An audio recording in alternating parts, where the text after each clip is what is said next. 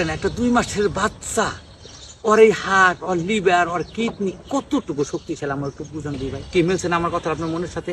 আপনি যেটা কইতে চান, হ্যাঁ, আপনি যদি ওর যত্নই না করতেন তা আনছেন কি লিগা দুনিয়াতে? আপনি কত বড় খারাপ মানুষ। এতটুকু বাচ্চা, যখন 2 মাসের বাচ্চা, ঠান্ডা লাগছে, হালকা কফ, আপনার একটা বাসক পাতার মতো এত শক্তিশালী একটা পাতা ছিঁড়ে নিয়ে এসেছেন রস করে খাওয়াইবে। আবার কেমন বাপ মা আপনি? বাচ্চা দুধ পাচ্ছে না, ঠিক মতো খাবার নাই পাইতে পারে, মায়ের হয়তো গরুদ ভালো না বা মায়ের খাবার ভালো হইতেছে না, তার জন্য আপনি ডাক্তারের পরামর্শ নেন। সাপ্লিমেন্টারি ফুড আছে, ডাক্তার সাজেস্ট করবে ওইটা আপনি খাওয়ান।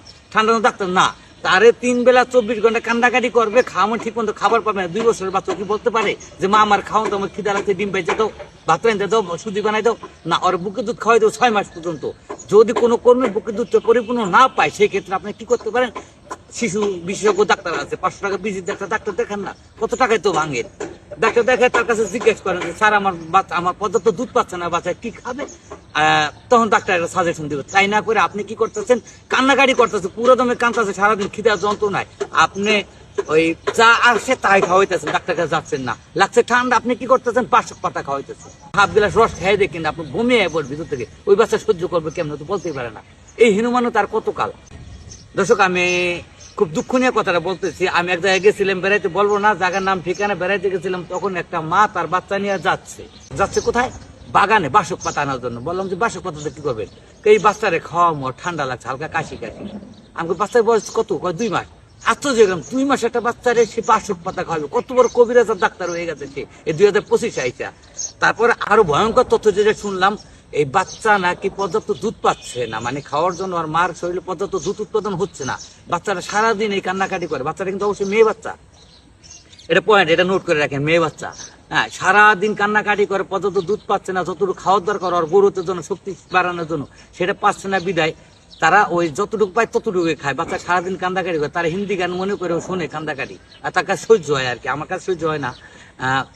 যে বলে বাচ্চার দাদি বলতেছে না, যা পাই তাই, এক্সট্রা কোনো খাওয়া দেওয়ার দরকার নাই। আমি বলি না আপনি এক্সট্রা খাবার খাওয়ান ডাক্তারের পরামর্শ ছাড়া।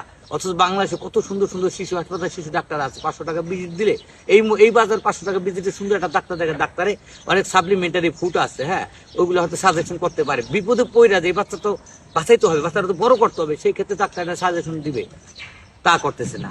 আরো ভয়ঙ্কর তথ্য যেটা শুনলাম, সেটা শুনলে আমি পুরো হ্যাং, যে এই বাচ্চার দাদির হইলো 4 মেয়ের পরে হইলো পুত্র সন্তান হয়েছে। আর এই বাচ্চাটা মেয়ে বিধায় তার অযত্ন অবহেলা পুরো দমে চলতেছে। যদি এই বাচ্চাটা মেয়ে না হয়ে ছেলে হইতো, তাহলে নাকি মাথায় করে নাচতো। বাইরে এই হীনমানতা, এই জিনিসটা এখন কি আছে এই সমাজে? কারণ 2025 আইসা আপনারা একটা জিনিস খেয়াল করেন, বাংলাদেশের বয়স হলো 53 বছর। এই 53 বছরের মধ্যে 30 বছরের 2জন নারী কিন্তু দেশ চালাইছে। আমরা যেই কবিতা শুনতে শুনতে বড় হয়েছে, তুলি 2 হাত করি মোনাজাত হে রহিম রহমান, কত সুন্দর করিয়া ধরণী মোদের করিয়া সুদান, কবি সুফিয়া কামাল, সেও কিন্তু একজন নারী ছিল। নারী জাগরণে অগ্রণী ভূমিকা পালন করে বেগম রোকেয়া একজন নারী ছিল। হ্যাঁ, বাংলাদেশ অনেক বড় বড় উদ্যোক্তা আছে, ব্যবসায়ী আছে, বড় বড় ব্যাংকের ম্যানেজার আছে, এমডি আছে। এই যে ওই সময় যদি বঙ্গবন্ধু বা খালেদা জিয়ার বাপে বা বেগম সুফিয়া কামালের বাপে তারা যদি কইতো আমার মেয়ে আমি যত্ন করবো, অযত্ন রাখবো, অপুষ্টিতে ভোগামো, আপনাদের মতো, মানে আপনাদের মতো যদি এরকম অপুষ্টি ভোগাইতো, তাহলে আজকে এই রত্নগুলো আমরা পাইতাম। আজকে মেয়ে বলে আপনি অযত্ন অবহেলা করতেছেন। আর ভাই 4 মায়ের পরে 3 মায়ের পরে ছেলে হয়েছে, কি হয়েছে? মানুষ না? আপনারা যদি ওর যত্ন না আয় করতেন, দুনিয়াতে আনছেন কি লিগা? পয়দা দেওয়ার সময় তো মনে করেন যে খুব মুসমাস্তিতে আসছিলেন। অনেক বড় বড় জন্ম নিয়ন্ত্রণ পদ্ধতি আছে, বড়ি আছে, ট্যাবলেট আছে, ইঞ্জেকশন আছে, রোবট আছে, পুটকা আছে, কত কিছু ব্যবহার করতে পারেন নাই। আপনি যদি ওর যত্ন না করতেন, তা আনছেন কি লিগা দুনিয়াতে? আপনি কত বড় খারাপ মানুষ। একটা জিনিস খেয়াল করেন, একটা 2 মাসের বাচ্চা, ওর এই হার্ট, ওর লিভার, ওর কিডনি কতটুকু শক্তিশালী আমার একটু বুঝান দিই ভাই। এর বাসক পাতার মতো, এই বাসক পাতার মতো ভয়ঙ্কর একটা পাতার রস আপনারা বাইটা খাওয়াইবে ভাই। বয়স্ক লোক, সিনিয়র একজন 5 জনের রসটা খাইতে গেলে মনে করেন তার ভিতর থেকে বমি আয় পড়ে সেই বাচ্চাটা। আর এটা কি ভয়ঙ্কর না? হ্যাঁ, কবিরাজি ঠিক আছে, গাছ কারোর সাথে বেমানি করে না, কিন্তু বেমানি করে না। আপনি ভিটামিনও যদি পরিমাণে বেশি খান, আপনি বমি হবে, ডায়রিয়া হবে, পাতলা পায়খানা হবে, সব জিনিস একটা পরিমাণ আছে। আর আপনার যারাই আছেন না কেন, 2025 এখন ভাই, এখন প্রযুক্তির স্বর্ণ শিখরে দুনিয়া চলতেছে। এই মুহূর্তে যদি আপনার এই হীনমন্যতা, ছেলেকে মেয়েকে এইসব যদি আপনার ভেদাভেদ, এই যে বৈষম্য দূর করতে না পারেন, আর কবে করবেন? আর এই যে ভিডিওর কথা, এই ভিডিও কিন্তু আপনার কাছে ভালো লাগবে না। আপনার ভালো লাগবে ওই যে মামুল্লাহ না কি করলো, তারপরে যে কেরা কোন বই লাগলো, এইসব ভালো লাগবে। এই ভিডিও আপনার শেয়ারও দেবেন না, কিছু করবেন না।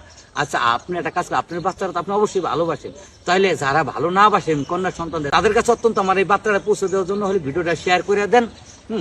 হ্যাঁ শেয়ার করলে আমারও কিছু লাভ, আমার যে লাভ হবে তা না, লস হবে তা না, আমারও কিছু লাভ হবে, কিন্তু তার থেকে বড় হইলো আমি আপনার কথাটা, আপনার মনের কথাটা আপনার জায়গা থেকে আমি বলছি। কি মিলছে না আমার কথা আপনার মনের সাথে? আপনি যেটা কইতে চান, হ্যাঁ আপনি তো একজন পিতা, আপনি একজন ভাই, আপনি একজন স্বামী, আপনিও তো জানেন এই কথাগুলো আপনার মনের কথা। আপনি যদি সচেতন এবং শিক্ষিত বা মার্জিত হয়ে থাকেন, অবশ্যই আপনার মনের কথা।